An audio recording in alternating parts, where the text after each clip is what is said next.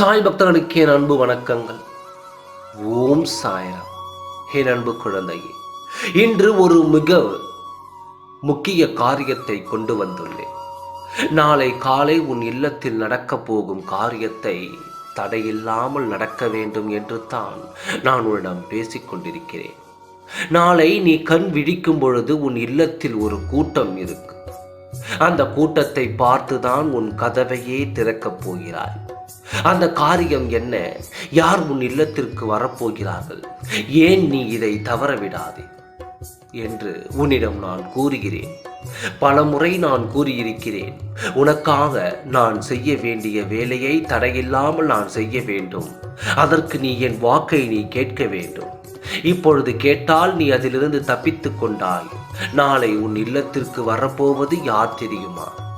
எங்கிருந்து வருகிறார்கள் என, என்ன காரணத்திற்காக வருகிறார்கள் என, அவர்களின் குடும்பத்தில் நடக்கும் தீய காரியங்களிலிருந்து விடுபட வேண்டும் என்றும், உன் வாழ்க்கையில் நடந்ததற்கும் அவர்களுக்கும் எந்த காரணமும் இல்லை, நாங்கள் அதற்கு காரணமும் இல்லை என்று சொல்லி அவர்கள் இதில் இருந்து விலகிக் கொள்ள வருகிறார்கள். வருவது யார்? உன்னுடைய எதிரியின் இல்லத்தில் இருந்து வருகிறார்கள். கூட்டமாக உன்னை தேடி வந்துதான். எந்த தவறும் செய்யவில்லை. மனதளவில் ஏதாவது வருத்தம் இருந்தால் மன்னித்துவிடு. இனி எந்த தவறும் நடக்காது.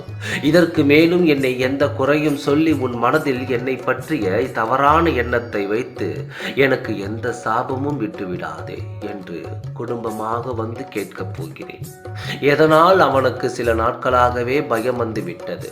அவன் இல்லத்தில் நடக்கும் ஒரு காரியமும் அவன் கையை மீறி போவதால், அவனுக்குள்ளேயே உனக்கு செய்த பிரச்சனையால் தான் நீ வயிறெறிந்து சாபமிட்டு கொண்டிருக்கிறாயோ என்று நிரூபித்து அவன் பயப்படுகிறான். உன்னிடம் நேரில் சந்தித்து உன்னிடம் மன்னிப்பு கேட்டுவிட்டால் எல்லாம் சரியாகிவிடும் என்று தான் நாளை அதிகாலை உன்னை தேடி வருகிறான். அதுவும் குடும்பத்தோடு கூட்டமாக வருகிறான்.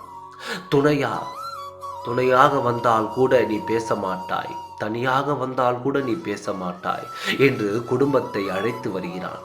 அவன் வரட்டும், அவன் வருவதை தடை செய்து விடுவாயோ என்று தான் நானும் பதற்றமடைந்தேன். உன் இல்லத்திற்குள் அவன் செய்த சேவினையால் நீ பட்ட பாடுகள் தீர வேண்டும் என்றால் அவன் வந்து உன் இல்லத்திற்குள் அமர்ந்து உன் கைகளால் நீ கொடுக்கும் நீரை அருந்த வேண்டும். அப்பொழுது உன் இல்லத்தில் இருக்கும் அத்தனை தீமைகளையும் அவன் பெற்றுக்கொண்டு சென்று விடுவான். இது நடக்க வேண்டும் என்று தான் சொல்ல வந்தேன். உள்ளே அழைத்து அமர வைத்து உன் கைகளால் நீரை கொடுத்து உன் இல்லத்தில் இருக்கும் செய்வினையை நீயே போக்கிக்கொள். ஓம் சாய்ராம். நன்றி, வணக்கம்.